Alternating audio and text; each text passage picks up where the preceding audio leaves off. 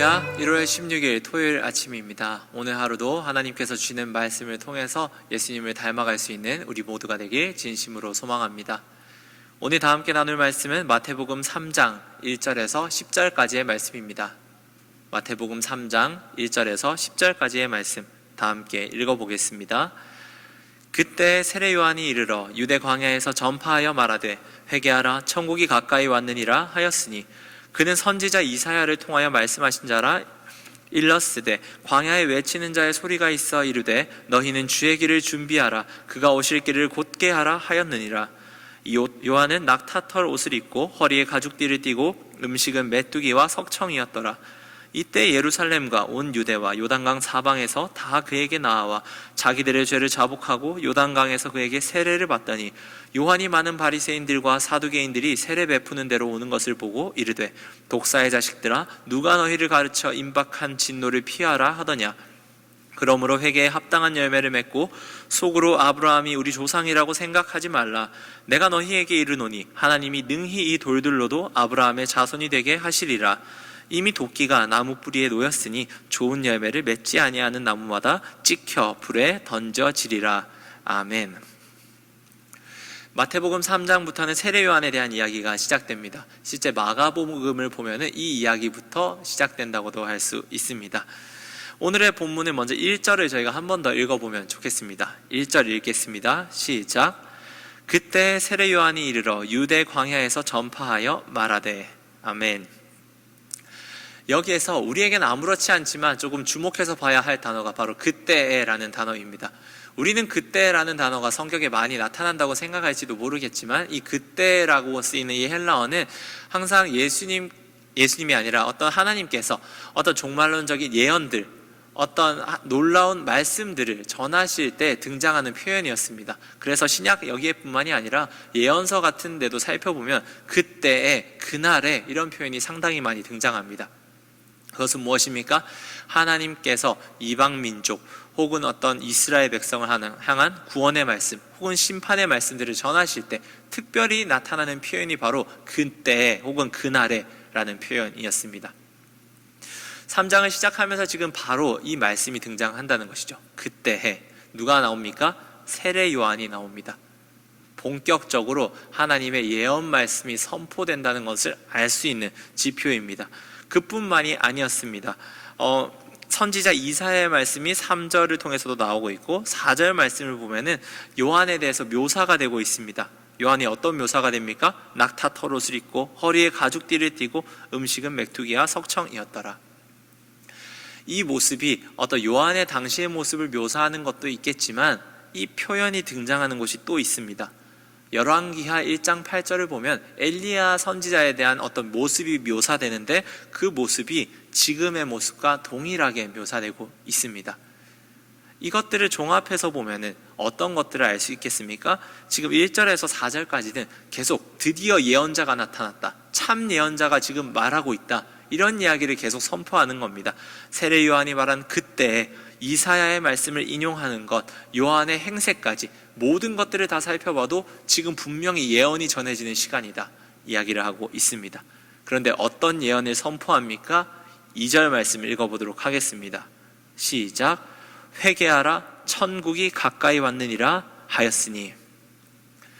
회개하라 천국이 가까이 왔다 이야기를 합니다. 요한이 백성들에게 요청하는 것은 이 회개였습니다. 회개는 무엇입니까? 단순히 입으로만 고백하는 게 아닙니다. 성경에서 말하는 회개는 어떤 삶의 행동까지 뒤바뀌는 근본적인 세계관의 변화를 말합니다. 사람의 마음과 인식이 온전히 바뀌어서 정말 이 사람이 예전과는 다르다 할 정도로 생각과 행동이 바뀌는 그런 것을 의미하는 것이 바로 회개라는 겁니다. 실제로 이 천국이 왔을 때 심판이 있을 것을 함축하는 것이죠. 회개라는 어떤 전적인 변화가 있어야 하나님의 그 심판이 동시에 구원이기도 한데 그것을 심판으로 받아들이는 것이 아니라 구원으로 받아들일 수 있는 일이 일어난다.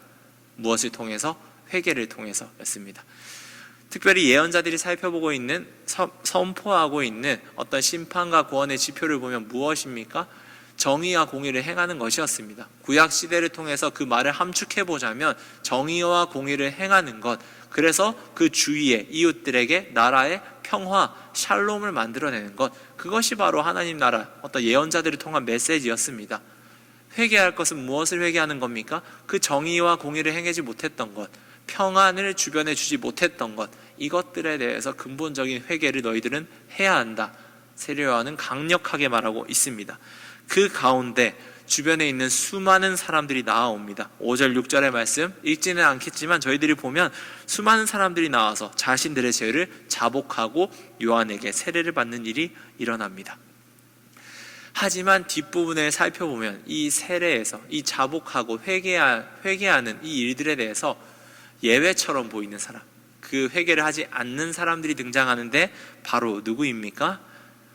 바리새인들과 사두개인들입니다. 7절 말씀을 저희가 읽어보도록 하겠습니다. 시작. 요한이 많은 바리새인들과 사두개인들이 세례 베푸는 데로 오는 것을 보고 이르되 독사의 자식들아 누가 너희를 가르쳐 임박한 진노를 피하라 하더냐. 아멘. 바리새인들과 사두개인들이 나옵니다. 참 이 사람들에게는 놀라운 일들이었겠죠. 마침 광야에서 수많은 백성들이 나와서 회개하고 세례받는 일이 흔했겠습니까? 나와서 이런 일들이 일어나는 것들을 보고 백성들의 삶이 변하는 것들을 보고 바리새인들과 사두개인들이 궁금해서 찾아왔던 것 같습니다. 누구보다 이 회개에 대해서 잘 알고 있어야 할 사람들인데 요한은 어떻게 이야기를 합니까? 그 사람들에게 독사의 자식들아, 오히려 임박한 진노가 너희들에게 지금 가까이 왔다라고 이야기를 하고 있습니다. 가장 하나님과 가까워야 되고 누구보다 말씀을 잘 알기에 하나님과 가까이 갈 수 있는 통로가 확실하다고도 할 수 있는데 그렇게 보일 수 있는 사람들이 왜 임박한 진노 앞에 서게 되었을까? 오늘의 본문은 확실하게 이야기를 하고 있습니다. 9절 말씀을 저희가 살펴보겠습니다. 시작. 속으로 아브라함이 우리 조상이라고 생각하지 말라. 내가 너희에게 이르노니 하나님이 능히 이 돌들로도 아브라함의 자손이 되게 하시리라. 아멘. 이들에게는 뭔가 확실한 근거, 자신들만의 근거가 있었습니다. 그것은 무엇이냐면 아브라함의 자손이다. 우리는 아브라함의 자손이기에 마지막에 그 끝내 하나님께서 심판하실 때 그 심판을 피할 수 있다라는 그 생각이 이 사람들에게 있었던 것입니다. 하지만 이 생각이 사실은 당연한 생각은 아닙니다. 구약의 이야기들을 보면은 어떻습니까? 아브라함의 자손들임에도 불구하고 정의와 공의를 행하지 않을 때, 샬롬을 만들어내지 못할 때 하나님께서는 분명히 책망을 하시고 심지어 남유다와 북이스라엘을 멸망시키신 것이 바로 하나님이지 않습니까? 그럼에도 불구하고 어떻게 보면 정신을 못 차린 거죠. 아브라함이 우리 조상이기 때문에, 우리는 아브라함으로부터 오는 핏줄이기 때문에, 혈육이기 때문에 우리는 안전하다라는 생각을 하고 있습니다. 우리는 회개를 방해하는 무언가가 항상 있다고 생각합니다. 우리가 하나님 앞에 나아갈 때 하나님 앞에 회개해야 되고 자백해야 하는데 그것을 가로막는 것이 무엇일까 생각을 하면은 너무 악한 것들을 생각할 때가 많습니다. 우리의 욕망이요, 거짓이요, 교만한 마음이요, 이렇게 생각할 수 있습니다.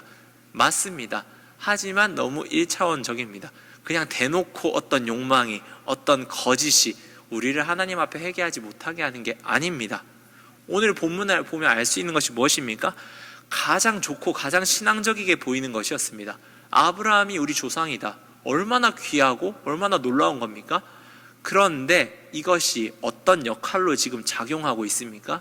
이 사람들이 하나님 앞에 나아와서 회개하는 것을 가로막는 것이 바로 아브라함이 우리 조상이라고 생각하는 것입니다. 이것을 통해 본문이 알려주는 명확한 바가 있습니다. 내 안에 가장 종교적이고 신앙적이라고 생각하는 것이 하나님 앞에 나아가는 걸 가로막을 수 있다는 것입니다. 한 번 더 말씀드리겠습니다. 나에게 있는 가장 종교적이고 가장 신앙적이라고 생각하는 그것이 하나님 앞에 나아가는 걸 방해하고 있을 수 있다는 겁니다. 우리는 복음서를 볼 때 사실상 대입해서 봐야 할 사람들이 바리새인과 사두개인들이라 생각합니다. 이미 신앙을 가지고 있고 예수님을 잘 알고 있는 우리가 어떤 회중의 입장에서, 대중들의 입장에서, 민중의 입장에서 예수님을 보는 게 아니라 우리가 가장 경계하고 가장 그 마음 가운데 들어가서 봐야 할 대상은 사두개인과 바리새인들, 대제사장들, 그런 사람들입니다. 목회자는 더더욱 그렇죠. 그런데 오늘 본문에서는 우리가 무엇을 살펴보라고 이야기합니까? 내 안에 있는 믿음, 신념. 이들에게는 이게 엄청난 신념이었습니다. 아브라함의 조상이다. 그런데 이 신념이 너무나 좋아 보이는 것이었고 종교적이게 보이고 신앙적이게 보이는 것이지만 실상 하나님과의 온전한 관계를 맺는, 회개하고 그들의 삶이 바뀌는 것에 대해서는 가장 큰 장애물이었다는 겁니다. 이 말씀만으로 우리 모두에게 알려주는 바가 크다고 생각합니다. 사랑하는 광장교회 성도 여러분, 우리가 오랫동안 예수님을 알아오고 믿었지 않습니까? 어떻게 보면 놀라운 축복입니다. 하지만 놀라운 축복인 동시에 그렇기 때문에 더욱더 꼼꼼하게 면밀하게 우리의 신앙을 살펴봐야 될 수도 있습니다. 바리새인과 사두개인들처럼 우리에겐 신념이고 너무나 하나님을 잘 안다고 생각하고 이것이 복이요, 이것이 우리의 안전지대라고 생각했는데 만약에 그게 안전지대가 아니라 하나님 앞으로 나아가는 장애물로서 역할을 하고 있다면 우리는 그것을 아프지만 치워야 한다는 것입니다.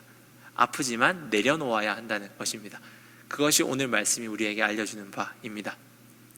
예수님을 따르기 위해서는 회개를 하고 삶이 바뀌어야 합니다. 그 말은 내 안에 중심에 있던 것들을 내려놓고 하나님과 합하지 않은 것이라면 과감하게, 그것이 얼마나 아름다운 모습을 갖추었다 하더라도, 신앙적이고 종교적이게 보인다 할지라도 그것이 하나님 앞에 나아가는데 방해가 된다면 그것은 내려놓는 것이 마땅합니다. 그것이 오늘 세례 요한이 우리 모두에게 던지는 이야기입니다.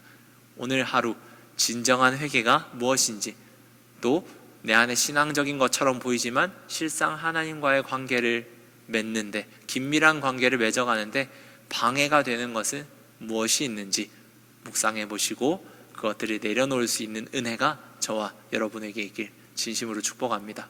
기도하겠습니다.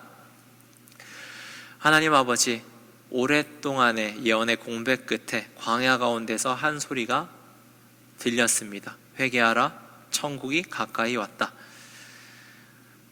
이 말씀 가운데 주님, 수많은 사람들이 나와서 회개하였고 그들의 삶을 바꾸는 놀라운 일들이 일어났습니다.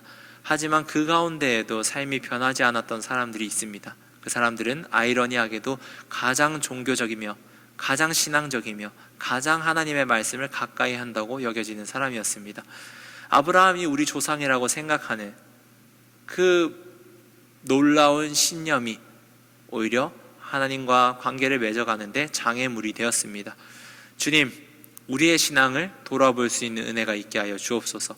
하나님을 너무나 잘 알고 오랫동안 믿어온 것이 복이지만 혹시나 하나님과의 관계를 맺어가는데 이 바리새인과 사두개인처럼 장애가 되는 우리의 신념, 우리의 믿음의 부분들이 있다면 그것들을 내려놓을 수 있는 은혜가 우리 모두에게 있게 하여 주옵소서. 이 모든 말씀 예수님의 이름으로 기도드립니다. 아멘.